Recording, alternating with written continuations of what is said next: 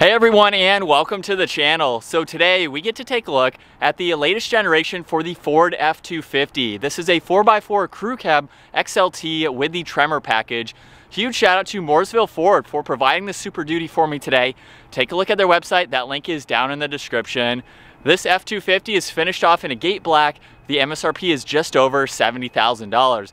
Now this particular F250 has the Godzilla engine. This is the 7.3 liter naturally aspirated V8 paired to a 10-speed automatic transmission. It pumps out 430 horsepower, 485 pound-feet of torque. That power is primarily sent to the rear wheels. However, like I mentioned, this is the 4x4, so we have the four-wheel drive system. It weighs in right around 7,200 pounds, and this model has the 34-gallon fuel tank. Now, as far as its wheelbase goes, it measures in at 160 inches. Overall length is 250. It has a width of 80 inches, a height of 81.6, and its ground clearance measures in right around 10 inches. As we move on to the exterior styling now for this F250, let's start off with the new design for the headlight housings. Now this is fairly new from Ford, but you'll notice that the entire DRL has a C-shaped design working its way around the headlights, high beams, and the turn signals, and then the grille actually wraps around part of those, so it's all nicely integrated together. Those DRLs are definitely very large, so it gives it a distinctive front end. Now right in the middle, there's the Ford badge, forward-facing camera, and then some cutouts surrounding that to provide some more cooling to that engine. The bumper is also body colored, where there's another cutout just behind that front license plate. There are fog lights down below, along with 2 tow hooks. The Tremor package also provides us with skid plates, so there's some added protection up underneath. And then for the hood, Super Duty is stamped at the front of it, which is not new, and then very nice lines coming down both sides. So it has a large presence to it, but everything is very proportional at the same time. Now, like I mentioned earlier, with the Tremor package, that provides it with the 35-inch tires along with these 18-inch wheels. They have a dark gray finish to them with a two-tone design, and then there's a Ford center cap there. F250 XLT badge is just behind that tire. This also has a set of steel running boards. You could use these as possible rock sliders just to give you some added protection, but that main benefit is to enter and exit this truck much easier. Now, for the telescoping side mirrors, there's a spotlight, a turn signal, and a camera at the base of them. So you can actually extend those for towing to get a little bit better visibility. And then as we step back to just take a look at how large this F250 is, we have the 8-foot bed with a step on the front of it. So if you need to gain access to some items that are up front, you can easily do that. We have the connection where you could do that 5th wheel or gooseneck if you really wanted to. And then there's the side exit exhaust on this passenger side and a really beefy set of leaf springs to accommodate the upgraded payload to right around 4,000 pounds. That's a part of the Tremor package as well. And then in back, Super Duty is stamped right in the middle. There's a spotlight along with the camera, LED taillights, and then in the bumper, there's all these sensors. This can even tow right around 17 to 18,000 pounds. With that gooseneck, you can tow a little bit more than that. And then the full-size spares mounted up underneath, and then there's also steps on the side of the bumper to gain access into the back. Now this also has remote start, so if we lock it and then double tap this button, it will fire up. You can double tap that button again to shut it off as needed. You can also use the key fob to deploy this tailgate. You can use the electronic button up underneath, of course, if you need to. And then for this massive bed, you can pretty much fit anything that you want to. There's cargo lights, there's also some tie-down hook areas. No spray and bed liner for this model, but this still retains the Ford step along with the ruler running across the edge of the tailgate there. So this is not new from Ford, but it's definitely very beneficial, especially with the size of this truck. You don't have to keep jumping up and down from the height.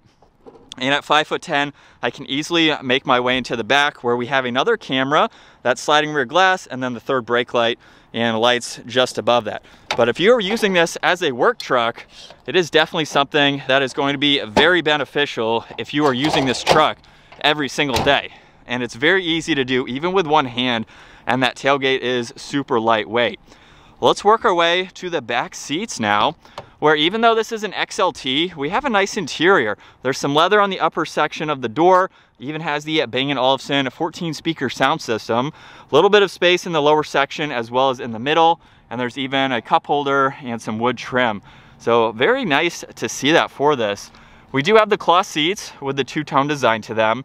And then with all the F-Series trucks, you can actually lift up the bottom of the seat. When you do that, there is an area where you can have a divider. You can place some items and hide them under the seat, or you can even fold that piece all the way flat and put the seats up if you have some larger items that you need to throw in the back. Now at 5'10", that side step is definitely very beneficial, and we have tons of space down below. As far as headroom goes, I have around 4 or 5 inches above my head, so you can be much taller than me. It's so spacious in the back that 3 people would be very, very comfortable. There's also storage pockets behind both front seats. There's places where you can put your drinks. We have some auxiliaries, climates, and then some more right in the middle. And then this is your visibility from the back seats. No sunroof or anything for this XLT, but you have a lot of space, of course, being a full-size truck. Now, before we make our way up front, we do have the exterior keypad, so you can use that as well as being able to lock and unlock from the door handle. So I just locked it, and then if I come back to it, we can unlock it. As you saw, those mirrors started to fold in. But up front, lock and unlock, we have the telescoping adjustment, like I mentioned earlier. So if you're towing, you can get a little bit more visibility. All of the window adjustments, side mirror controls, and then tons of storage space up front. Same seat design as in the back. They are automatic to move forwards and backwards, and then manual to recline and incline. And then all 4 corners have a grab handle, so that makes it much easier to jump up. Now, we don't have leather for the steering wheel, but it has a great design to it. Left side, this does have cruise control along with the lane keeping assist, volume, and Bluetooth controls. And then on the right side, there's tuning along with menu, some other controls for the digital gauge cluster, as well as some Bluetooth controls. So let's fire this back up.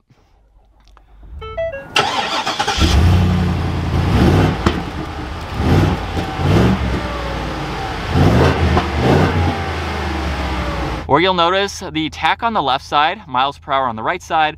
There's fixed information running across the top there. And then by using these controls on the right side of the steering wheel, going into My View is a customizable setting. So you can have all this information shown or not shown depending on what you would like to see. So you can go into this and configure it.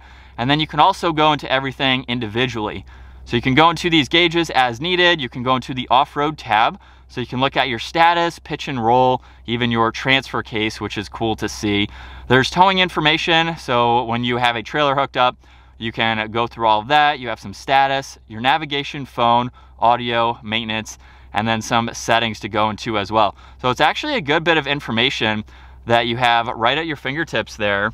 And then over on the left side of the steering wheel, we have spotlights for those side view mirrors. You can deploy the tailgate. There's all the headlight and fog light adjustments, as well as that light I showed in the rear of the cab.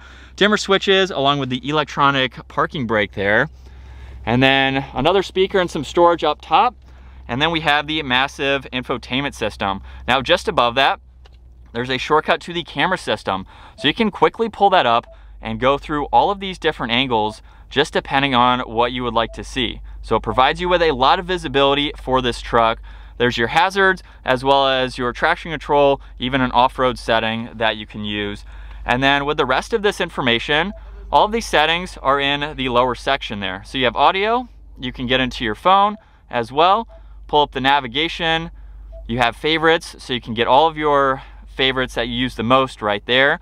There's even apps that you can go into, like Apple CarPlay, Android Auto. You have a lot of settings that you can use as needed, and then a few different features like your driver assistance and your towing. Now on this right side, you can also swipe through a lot of this information and you can switch it. So if we want the navigation to be brought over, we can quickly do that, and then we can use the controls underneath to go through all of this.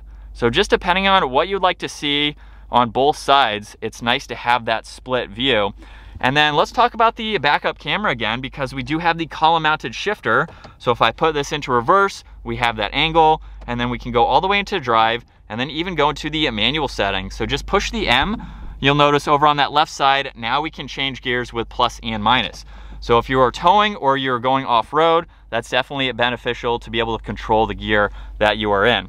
Now also, along with towing, we have the trailer braking system along with the four-wheel drive controls.